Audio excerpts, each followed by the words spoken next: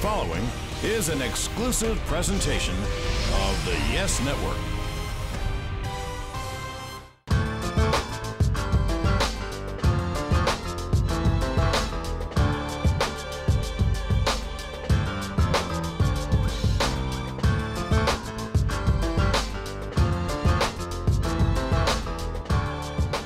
Welcome to Yankees Access. I'm Jack Curry. In previous versions of this show, we've visited places like the Dominican Republic and Taiwan to tell the off-season stories of Yankee players. But today we're at a familiar place, Yankee Stadium, because when you tell Mark Teixeira's story heading into the 2014 season, you need to start here. You need to start at his baseball home.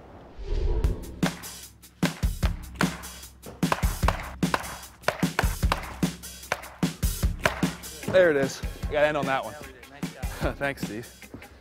Mark, this is the second time you've had the chance to hit off a tee in the offseason. You're already smiling, so the wrist is feeling good. It's feeling good so far. I mean, this is one of the first kind of steps, one of the first tests. I've been swinging, dry swings for about 2 months now, but that's just making sure the range of motion is okay, making sure that the wrist is getting looser.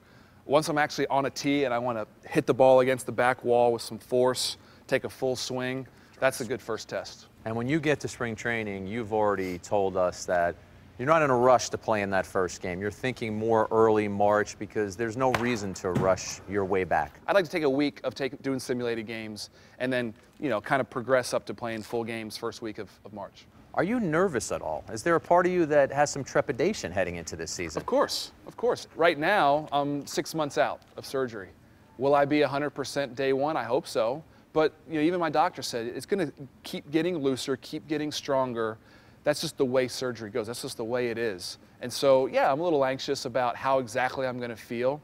But I know that as long as I'm doing what I'm told, doing what I'm supposed to be doing, that I should be fine. I know you have to answer all these questions for yourself, but what kind of expectations do you have for 2014? The first thing is health. I need to prove that I'm healthy. And that's what we're talking about right now. We're making sure I'm going through the progressions. And spring training, I don't care about how many home runs I hit. I don't care about what my batting average is. I care about being healthy.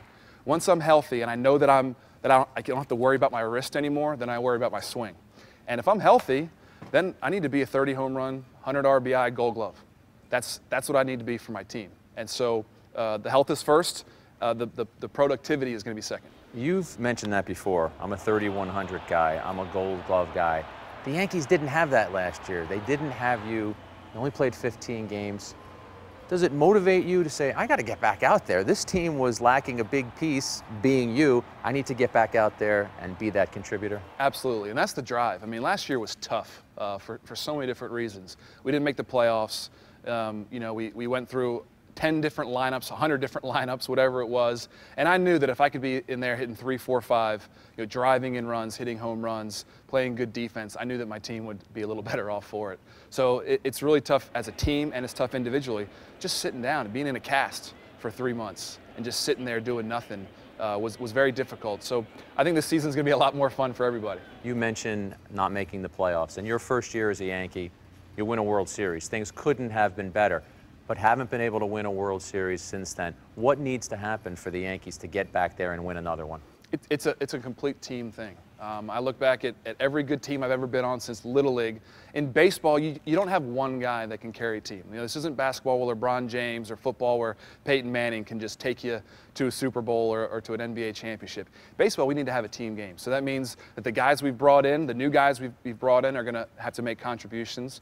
The guys that were here last year and maybe we're not healthy, need to get healthy and make contributions. We have to have some young guys step up. We look at what Phil Hughes did in 2009, what David Robertson did in 2009, Brett Gardner, his first full year in 2009. Those guys are all young players that came up and made huge contributions to our team.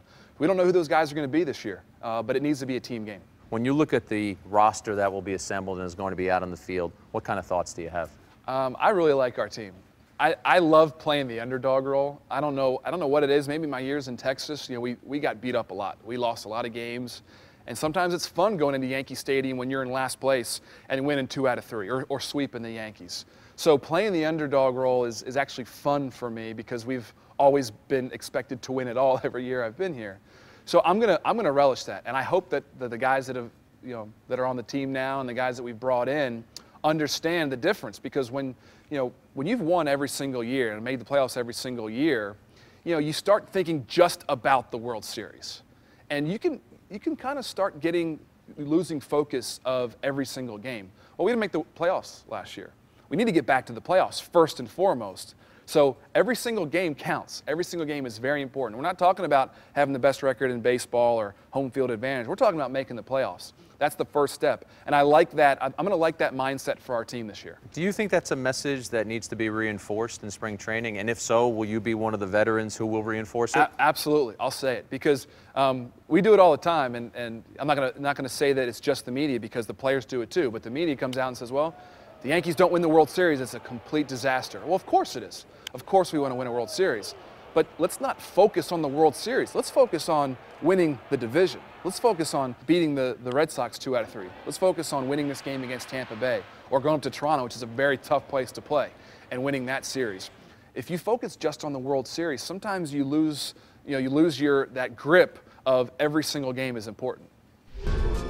Coming up on Yankees Access, we travel from the Bronx to Harlem with Teixeira and visit a new school that he's helping support through Harlem RBI.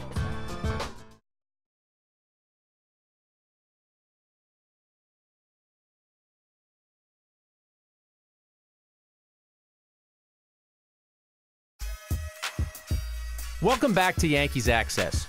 Harlem RBI is an organization that provides 1,500 inner-city kids with year-round academic and athletic opportunities. One of the newest and most exciting ventures connected with Harlem RBI is the Dream Charter School, which we visited with Teixeira. Mark, we're in the Dream Charter School, or what is going to become the Dream Charter School, one of the projects of Harlem RBI. What caused you to get involved with Harlem RBI? Well, I've always been very passionate about kids, helping kids out, giving them an opportunity to succeed in life. And Harlem RBI is this amazing organization in East Harlem, helps over 1,500 kids just reach their goals. And the Dream Charter School is, this is our new home. This is going to be the home for Harlem RBI, the Dream Charter School. And we're going to have K-8 kids, every day here coming next fall, and really proud of their new home. What do you think that means for a community? It's huge for this community. It's just like in the Bronx, we built the new Yankee Stadium. It's just a very special place. It's a place where all the community, not just the members of Harlem RBI and Dream Charter School, but the entire community can be so proud of what we've done here. And a new home, it's fresh, it's shiny. Everyone's very proud to be here. As you look around and you see this being built, how proud are you? Because you're one of the supporters and you've been a big part of why this is even happening. It's been a lot of fun to be a part of. I joined Harlem RBI and the Dream Charter School board about 4 years ago, and the first task was, all right, Mark, we're going to raise $20 million to help build this building. It's been a lot of fun, so you meet the business leaders of New York City, you ask them for some money, and we've enjoyed raising money for Harlem RBI in this beautiful building. There are many endeavors that you could have gotten involved in. But what was it about Harlem RBI that you said, you know what, this is the one, this is where I want to funnel my finances, I want to funnel my energy? The biggest things were local. I mean, we're right here, we're right down the street from Yankee Stadium. Kids, education, sports. Those are the three things that I'm passionate about. And we have a chance to support all of these kids, not only in the classroom, but on the baseball field and softball field. When these kids get their job done in the classroom, they can go play sports. How have you seen that work in terms of, you can't just go and play. We want you to get your homework done, get your assignments done, and then afterwards it'll be playtime. How have you seen that impact kids? Well, that's how I was raised. I couldn't play my sports, my baseball, basketball, soccer, if I didn't get good grades and didn't have my homework done. So when you tell kids you want to be a part of a team, you want to have fun, you want to get outside and play at a beautiful baseball field, well, make sure you go to school, you go to class, you don't skip anything, you don't skip homework, you don't cheat on tests, you do all the things that you're supposed to be doing in the classroom, and you get rewarded to be able to play on a team, play with your friends after school. And you talked about having to raise the money for the Dream Charter School. What has that process been like, and what has the reception been like when you explain to people exactly what this is going to be? It's been a lot of fun. I mean, this is a $90 million project. We had to raise $20 million on our own. I think we have $2 million left. So if anybody else out there wants to help build this beautiful new home for Harlem RBI, I think we have $2 million left in our capital campaign. But it's been challenging, it's been frustrating, but at the same time, when we have this place built and everything's done, these kids are going to be so proud of it, and we're going to have a very nice home for all the kids of East Harlem. So someone who is watching right now, who does want to help, what do they do? What are the ways that they can make a donation? You can go to harlemrbi.org or dreamteam25.org. Dreamteam25, my number, that's kind of my arm, my fundraising arm here at Harlem RBI, and either one of those websites will give you all the information you need. So do you have a 25 on the back of that? I don't, but my custom hat, I have a custom hat at home. I keep it in a safe place. So I don't know about you, but I can barely hammer a nail in. When you look around and see all of the work that these men and women are doing and what this is going to become, intimidating for you or a total joy? Super intimidating. I went to Georgia Tech, and they do a lot of architecture at Georgia Tech, but it's amazing they can build these beautiful buildings. And you go to New York City, you go to Manhattan and see these beautiful skyscrapers. It's a lot of work, but I have a lot of respect for all the guys that are working here. It's like 12 degrees right now. They're out here working hard because these kids need a home here pretty soon. Eve Colavito is the head of the Dream Charter School, and like Teixeira, she's thrilled to see this dream of a school coming to fruition. Eve, tell me why Dream Charter School is such an exciting project. Yeah, so, you know, at Dream Charter School, one of the differences about us is that we don't believe that where you grow up should determine your destiny. So here we are standing in East Harlem, you know, kids growing up in public housing around us, and we believe that our job is to change the destiny for our kids. And so our belief is that every single one of our kids is going to college. And when you enter our school when you're 5 years old, that belief starts getting communicated to you from day one. And as you're trying to change these kids' destinies, how important and instrumental is it for you when you have somebody like Mark Teixeira standing there being one of your big supporters? Yeah, and Mark is a huge fan, but he also has 350 very small fans in Dream Charter School. But it's tremendous to have someone like Mark who is a spokesperson and a champion of what we're doing because he believes in our kids. You know, this is about nothing other than believing in what's best for our children. And having Mark out there helps to let the world know, helps to let New York City know about the amazing work that we're doing, and frankly helps us to have a project like this being able to be built here in East Harlem. Coming up next on Yankees Access, we travel south in Manhattan because we're getting thirsty. We visit a juice press store, one of Teixeira's passions, that became one of his business endeavors.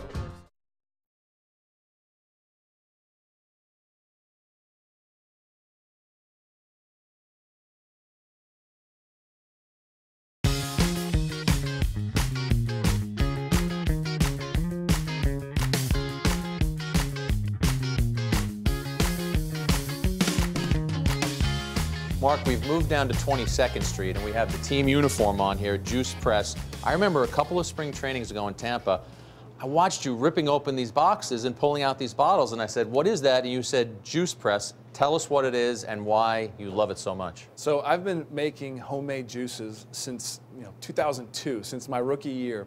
It takes so long to make a homemade juice. You have to go, you have to buy the produce, and after it's all done, and 20 minutes later, 30 minutes later, you feel great and it tastes great, then you got to clean it up.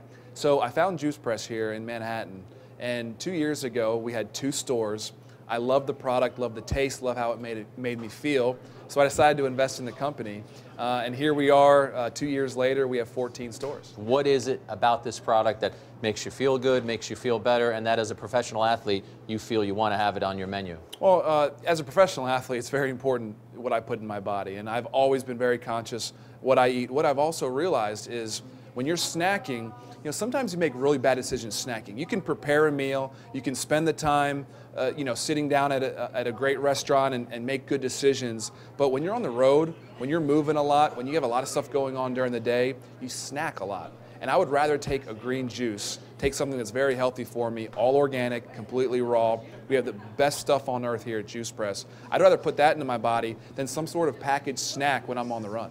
Tell me what Juice Press means. What does that mean when you're saying you're pressing the juice? Because there is a difference. Yeah, so what we try to do is we try to make all of the enzymes, all of the antioxidants, all the nutrients that we want from the juice, we try to take it out in liquid form. So at Juice Press, we use a Norwalk press, which is a huge contraption. It's a pretty amazing thing. We use that contraption that allows us to keep the best stuff in the vegetables and fruits and put it into our bodies. So at Yankee Stadium, you leave for the ballpark, you get to the stadium. Before you go take BP or fielding practice or anything like that, do you have these ready to go by your locker? I drink between 2 and 4 juices a day. And it depends on what I'm doing during that day. If I don't have a lot of time for lunch, I might have a really quick lunch and then have a juice afterwards. Perfect example, on the way to the stadium, 2 o'clock, I'll drink a juice. So rather than sip on a cup of coffee or a soda or something on the way to the ballpark, I drink a juice on the way to the ballpark. I have my pre-batting practice meal. You know, sometimes I don't want to eat right after batting practice, so I'll have another juice. In the summertime, especially when it's really hot, I may go towards more the fruit, maybe a little bit more citrusy type juice. When, you know, at the end of the day, if I haven't had a lot of good vegetables, I'll make sure I get my vegetable juice in. So it just depends on what kind of mood I'm in, what I've eaten during that day, but I'll have between 2 or 4 juices a day. You could have maintained your passion for the product and just been a consumer. There had to be serious motivation for you to say, no, I want to become an investor. That's how much I believe in this company. Yeah, you know, people are always asking me to invest in stuff. As an athlete in New York, you're definitely a target for people wanting your money. And so, you know, we're at Harlem RBI. I tend to invest in things, you know, philanthropically that I believe in: kids, education, those type of deals. When it comes to, you know, off the field businesses, I invest in things that I actually use, that I actually enjoy. It makes it a lot more authentic, makes it a lot more fun for me. There's plenty of places that I could put my money, but I want to invest in things that are local. I know I'm helping people. I use the product. I want to see this company grow. We had 2 stores when I joined. We have 14 now. We're going to have 22 by the end of 2014. So we're all over the place. We're Upper East Side, we're Lower East Side, we're East Village. We have 1 store in Brooklyn. We have 1 store in Southampton. You know, we're in New York right now, but eventually the plan is to expand nationally. I think I've wiped them out of samples here, trying everything here. It's a big menu. What is your favorite? So my favorite smoothie is Heaven on Earth. And I think Alex is going to come and help us make a Heaven on Earth here. Alex is right on call. Alex, what's in Heaven on Earth? And tell us how you're going to make this happen. Okay, so Heaven on Earth is great. It's a protein smoothie, but instead of using dairy, we use homemade almond milk. We put in almond butter, rice protein powder, so you get that protein you need. Then we put in cinnamon, raw cacao powder, a little bit of ice, and that's all. And 4 dates to sweeten. So Mark, we've learned why you love the product. We've got an education about the product. I don't know about you, but I'm getting pretty thirsty here. Yep, I'm ready to try the product. I think you're going to get your Heaven on Earth from Alex. Thank I you, heard so Alex. much about the juices. I'm going with the Dr. Green juice. All right. You can have your smoothie, Mr. Heaven on Earth. I'm going with Dr. Green juice. Cheers. Coming up next on Yankees Access, we return to the stadium with Teixeira and dive back into our baseball conversation.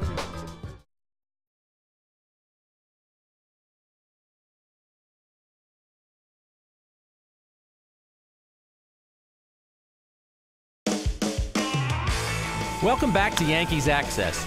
Teixeira prides himself on being a two-way player, a player who can hurt the opposition with his booming bat and his nifty glove. He's a switch hitter, and he's also a slick fielder, and both matter just as much to Teixeira. Your father once told me that when you were 3 years old, you would sit in front of a television and watch complete baseball games. So you were a baseball prodigy from the time you were this high. This was what you were meant to do. Yeah, I was born to be a baseball player, and you know, like you talked about, having it taken away from me is very difficult. And no matter how many charity things you do or how many things you do off the field, being a husband and father is absolutely amazing when I'm at home. But when at 2 o'clock when I leave for the stadium, I want to be a baseball player, and that's what I've been born to do. And I haven't been able to do it for the last year, so it's exciting to be able to come back and hopefully be healthy and productive this year. Your dad was also instrumental in you becoming a switch hitter. It was something you dabbled with as a little boy, but then when you were a high school freshman, he said to you, give this a shot, and that's worked out pretty well too. It has. My dad was always my best coach. He's still my biggest fan. He doesn't coach me anymore. I think it was sometime in high school where he said, I've taught you everything you know. You need to kind of take it from here and rely on coaches that you're going to be playing for. But we watched Eddie Murray. I was an Eddie Murray guy growing up in Baltimore, and we watched him hit home runs from both sides of the plate. And I was really good right-handed, and I don't want to say the game was boring to me, because the game will never be boring because you can never be perfect. But I just wanted to be challenged, and so hitting left-handed was a challenge for me. 13, 14, 15. By the time I was 16 years old, I got it. It took 2 or 3 years, but I got it, and it's been a good thing for me so far. You grew up as an Orioles fan, but yet you locked in on Don Mattingly. What was it about Mattingly that caused you as a kid to idolize him? It's crazy because as a kid growing up in Baltimore, for me to like Don Mattingly, but so many kids, you know, I was born in 1980. You know, when I first started watching baseball, the best hitter in baseball, the purest hitter in baseball is Don Mattingly. And his career wasn't as long as any of us would have liked, but you know, for a 5-6 year period, he was the best hitter in baseball. And that just happened to be the time that I started watching the game.